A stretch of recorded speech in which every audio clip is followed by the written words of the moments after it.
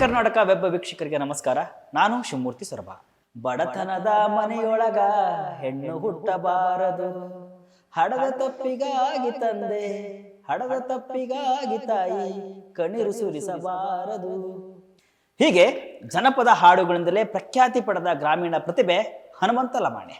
G Kannada ವಾಹಿನಿಯ ಜನಪ್ರಿಯ reality show ಸರಿಗಮಪ ಮೂಲಕ ಬೆಳಕಿಗೆ ಬಂದ ಹನುಮಂತ ಇದೀಗ ಕನ್ನಡದ ಅತಿ ದೊಡ್ಡ ರಿಯಾಲಿಟಿ ಶೋ ಎನಿಸಿಕೊಂಡಿರುವ ಬಿಗ್ ಬಾಸ್ನಲ್ಲೂ ತಮ್ಮ ಚಮತ್ಕಾರವನ್ನು ತೋರಿಸಿದ್ದಾರೆ. Yes, Bigg Boss Kannada season 11 show ಆರಂಭವಾದ ಸಮಯದಲ್ಲಿ ಅದಕ್ಕೆ ಹೆಚ್ಚಿನ ಬೂಸ್ಟ್ ತುಂಬಿದವರು ಅಂದರೆ ಅದು ಹನುಮಂತು. ಬಿಗ್ ಬಾಸ್ ಮನೆಯೊಳಗೆ ವೈಲ್ಡ್ ಕಾರ್ಡ್ ಸ್ಪರ್ಧಿಯಾಗಿ ಹನುಮಂತ ಅವರನ್ನ ಕಳಿಸಲಾಗಿತ್ತು. ಇದೀಗ ಅವರು ಬಿಗ್ ಬಾಸ್ ಮನೆಯೊಳಗೆ ಬಂದು 80 ದಿನಗಳಾಗಿವೆ. ಫಿನಾಲೆ ತಲುಪುವ ಬಹು ನಿರೀಕ್ಷಿತ ಸ್ಪರ್ಧಿಗಳಲ್ಲಿ ಹನುಮಂತು ಕೂಡ ಒಬ್ರು ಅಂತ ಹೇಳಲಾಗ್ತಾ ಇದೆ. ಅಷ್ಟರ ಮಟ್ಟಿಗೆ ಅವರ ಆಟದ ವೈಖರಿ ಇದೆ. ಸದ್ಯ ಬಿಗ್ ಬಾಸ್ 11ರ ಫಿನಾಲೆ ಹತ್ತಿರವಾಗ್ತಿದ್ದಂತೆಯೇ ಅಲ್ಲಿರುವ ಸ್ಪರ್ಧಿಗಳ ಆಟದ ಶೈಲಿಯೇ ಬದಲಾಗಿ ಬಿಟ್ಟಿದೆ. ಆದರೆ ಹನುಮಂತು ಮಾತ್ರ ಆರಂಭದಿಂದ ಯಾವ ರೀತಿ ಇದ್ರೋ ಈಗಲೂ ಹಾಗೇ ಇದ್ದಾರೆ. ಹಾಗಾದ್ರೆ ಬನ್ನಿ, ಇಷ್ಟು ದಿನ ಬಿಗ್ ಬಾಸ್ ಮನೆಯೊಳಗೆ ಯಾವ ರೀತಿ ಇದ್ರು ಅಂತ ನೋಡ್ಕೊಂಡು ಬರೋಣ. ಹನುಮಂತು ಅವರಲ್ಲಿದೆ ಸರಳ ಮತ್ತು ಶಾಂತ ಸ್ವಭಾವದ ಗುಣ. ಎಸ್, ಹನುಮಂತು ಬಿಗ್ ಬಾಸ್ ಮನೆಗೆ ಬಂದ ದಿನದಿಂದಲೂ ನೆಲದ ಮೇಲೆಯೇ ಮಲಗಿಕೊಳ್ತಾರೆ. ಕ್ಯಾಪ್ಟನ್ ಆಗಿದ್ರು, ಅದಕ್ಕಾಗಿ ಮೀಸಲಿದ್ದ ಕೋಣೆಯನ್ನ ಹನುಮಂತು ಬಳಸಲಿಲ್ಲ. ಶರ್ಟ್ ಮತ್ತು ಲುಂಗಿಯಲ್ಲೇ ಹೆಚ್ಚು ಕಾಣಿಸಿಕೊಂಡಿರುವ ಅವರು ವೀಕೆಂಡ್ನಲ್ಲೂ ಜಾಸ್ತಿ ಆಡಂಬರ ಮಾಡೋದಿಲ್ಲ. ಅಲ್ಲದೆ ಅವರದ್ದು ಶಾಂತ ಸ್ವಭಾವದ ಗುಣ. ಆ ಗುಣವನ್ನ ಅವರು ಆರಂಭದಿಂದಲೂ ರೂಢಿಸಿಕೊಂಡು ಬಂದಿದ್ದಾರೆ. ಖುಷಿಯಾಗಿದ್ದಾಗ ಕೂಗಾಡಿಕೊಂಡು ಮಜಾ ಮಾಡ್ತಾರೆ ವಿನಃ ಅನಾವಶ್ಯಕ ಸಿಟ್ಟು ಕೂಗಾಟವನ್ನ ಎಲ್ಲೂ ಪ್ರದರ್ಶಿಸಿಲ್ಲ. ಸುಖ ಸುಮ್ಮನೆ ಕೂಗಾಡುವ ಜಾಯಮಾನ ಕೂಡ ಹನುಮಂತದ್ದು ಅಲ್ಲ. ಸಾಧ್ಯವಾದಷ್ಟು ಕೂಲಾಗಿ ಹ್ಯಾಂಡಲ್ ಮಾಡೋದಕ್ಕೆ ಪ್ರಯತ್ನಿಸ್ತಾರೆ ಹನುಮಂತು. ಹನುಮಂತು ಮನಸ್ಸಿನಲ್ಲಿ ಇಲ್ಲ ದ್ವೇಷ. ಹೌದು, ಬಿಗ್ ಬಾಸ್ ಮನೆಯೊಳಗೆ ಬರೀ ನಾಮಿನೇಟ್ ಮಾಡಿದ ವಿಚಾರಕ್ಕೆ ಯಾವಾಗಲೂ ಏನೋ ಅಂದಿದ್ರು ಎಂಬ ಕಾರಣಕ್ಕೆ ಇತರೆ ಸ್ಪರ್ಧಿಗಳು ಕಿತ್ತಾಡಿಕೊಂಡು ದ್ವೇಷ ಮಾಡುವುದನ್ನ ಕಂಡಿದ್ದೇವೆ. ಆದರೆ ಹನುಮಂತು ಆ ರೀತಿ ಯಾವತ್ತೂ ಕೂಡ ಮನಸ್ಸಿನಲ್ಲಿ ಮತ್ಸರವನ್ನ ಬೆಳೆಸಿಕೊಂಡಿಲ್ಲ. ಇನ್ನೊಬ್ಬರ ಮೇಲೆ ದ್ವೇಷ ಕಾರಿಲ್ಲ. ಈಚೆಗೆ ಆಟದಲ್ಲಿ ಹನುಮಂತು ಮೇಲೆ ಭವ್ಯಗೌಡ ಕೈ ಮಾಡಿದ್ರು. ಆ ಕ್ಷಣಕ್ಕೆ ಆ ಬಗ್ಗೆ ಹನುಮಂತು ಪ್ರಶ್ನೆ ಮಾಡಿದ್ದನ್ನ ಬಿಟ್ರೆ ಅದನ್ನ ದೊಡ್ಡ ರಂಪಾಟ ಮಾಡಲಿಲ್ಲ ಮತ್ತು ಅದನ್ನೇ ಮನಸ್ಸಿನಲ್ಲಿ ಇಟ್ಕೊಂಡು ಭವ್ಯ ಮೇಲೆ ಹಾಗೆ ಸಾಧಿಸಲಿಲ್ಲ. ಆ ಜಾಗದಲ್ಲಿ ಹನುಮಂತು ಬದಲು ಬೇರೆಯವರು ಯಾರೇ ಇದ್ದಿದ್ರು ಕೂಡ ಅದರ ಕಥೆಯೇ ಬೇರೆ ಆಗ್ತಾ ಇತ್ತು. ಹನುಮಂತು ಮಾತಿಗಿಂತ ಮೌನ ಲೇಸು ಅನ್ನೋ ಜಾಯಮಾನದವರು. ನಿಮ್ಗೆಲ್ಲ ಹನುಮಂತು ಸಖತ್ತಾಗಿಯೇ ಮಾತನಾಡ್ತಾರೆ. ಒಳ್ಳೆಯ ಮೂಡ್ನಲ್ಲಿ ಇದ್ದಾಗಲಂತೂ ಪಟಪಟ ಅಂತ ಡೈಲಾಗ್ ಹೇಳಿ ಎಲ್ಲರನ್ನ ನಗಿಸ್ತಾರೆ. ವೀಕೆಂಡ್ ನಲ್ಲಿ ಸುದೀಪ್ ಅವರ ಮುಂದೆ ಕೂಡ ಪಂಚಿಂಗ್ ಡೈಲಾಗ್ ಹೇಳಿ ಅವರನ್ನು ಕೂಡ ನಗಿಸಿರುವುದನ್ನ ನಾವು ಗಮನಿಸಿದ್ದೇವೆ.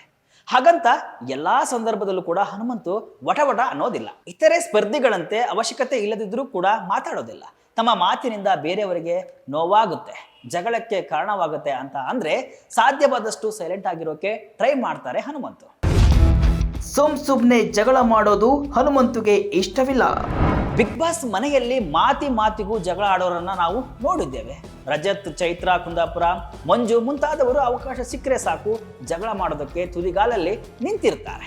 ಆದ್ರೆ ಹನುಮಂತು ಜಗಳ ಅಂದ್ರೆ ಮಾರು ದೂರ ಓಡ್ತಾರೆ. ಬಿಗ್ ಬಾಸ್ ಮನೆಗೆ ಬಂದ ಆರಂಭದಲ್ಲಂತೂ ಸ್ಪರ್ಧಿಗಳ ಜಗಳ ಕಂಡಾಗಲೆಲ್ಲ ಜಗಳ ಮಾಡಬೇಡ್ರು ಅಂತ ಹೇಳ್ತಿದ್ರು ಹನುಮಂತು. ಜಗಳ ಮಾಡುವಂತಹ, ಅನಗತ್ಯವಾಗಿ ವಾದ ಮಾಡುವಂತಹ ಹಲವು ಅವಕಾಶಗಳು ಸಿಕ್ಕರೂ ಕೂಡ ಹನುಮಂತು ಅವುಗಳನ್ನ ಕೈ ಚೆಲ್ಲಿದ್ದಾರೆ ಅನ್ನೋದು ವಿಶೇಷ.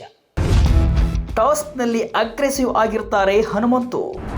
ಹನುಮಂತು ನೋಡೋದಕ್ಕೆ ಸಿಂಪಲ್ ವ್ಯಕ್ತಿ, ಬೇಕಾಬಿಟ್ಟಿ ಜಗಳ ಮಾಡೋಲ್ಲ ಅನ್ನೋದು ಎಷ್ಟು ನಿಜಾನೋ ಟಾಸ್ಕ್ ಅಂತ ಬಂದ್ರೆ ಎಲ್ಲರಿಗಿಂತ ಮುಂದಿರ್ತಾರೆ ಅನ್ನೋದು ಕೂಡ ಅಷ್ಟೇ ನಿಜ. ಬಿಗ್ ಬಾಸ್ ಮನೆಯಲ್ಲಿ ಸೇಫ್ ಆಗಲೇಬೇಕು ಅಂದ್ರೆ ಟಾಸ್ಕ್ನಲ್ಲಿ ಉತ್ತಮವಾಗಿ ಆಟ ಆಡುವುದು ಬಹಳ ಮುಖ್ಯ. ಸ್ಪರ್ಧಿ ನಡೆದುಕೊಳ್ಳುವ ರೀತಿ, ವರ್ತನೆ, ಗುಣ ಎಲ್ಲವೂ ಒಂದು ಕಡೆ ಆದರೆ ಟಾಸ್ಕ್ನಲ್ಲಿ ಗೆಲ್ಲುವುದು ಮತ್ತೊಂದು ಮುಖ್ಯ ಅಂಶ. ಆದರೆ ಹನುಮಂತು ಟಾಸ್ಕ್ ವಿಚಾರದಲ್ಲಿ ಯಾವಾಗಲೂ ಮುಂದಿರ್ತಾರೆ. ಗೆಲ್ಲುವುದಕ್ಕೆ ಬಹಳ ಶ್ರಮವನ್ನ ಹಾಕ್ತಾರೆ. ಗ್ರಾಮೀಣ ಪ್ರತಿಭೆ ಆಗಿರುವುದು ಅವರಿಗೆ ಇನ್ನಷ್ಟು ಪ್ಲಸ್ ಪಾಯಿಂಟ್ ಆಗಿದೆ. ಆಟಗಳನ್ನ ಬೇಗ ಅರ್ಥೈಸಿಕೊಂಡು ಚಾಕಚಕ್ಯತೆಯಿಂದ ಆಡುವುದಕ್ಕೆ ಟ್ರೈ ಮಾಡ್ತಾರೆ.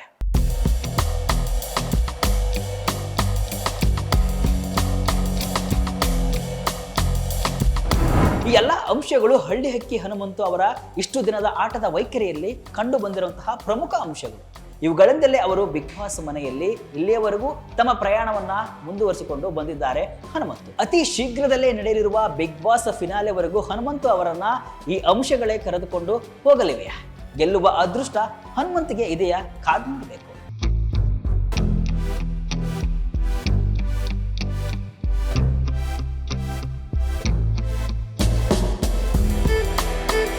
ಇದಿಷ್ಟು ಇವತ್ತಿನ ವಿಶೇಷ.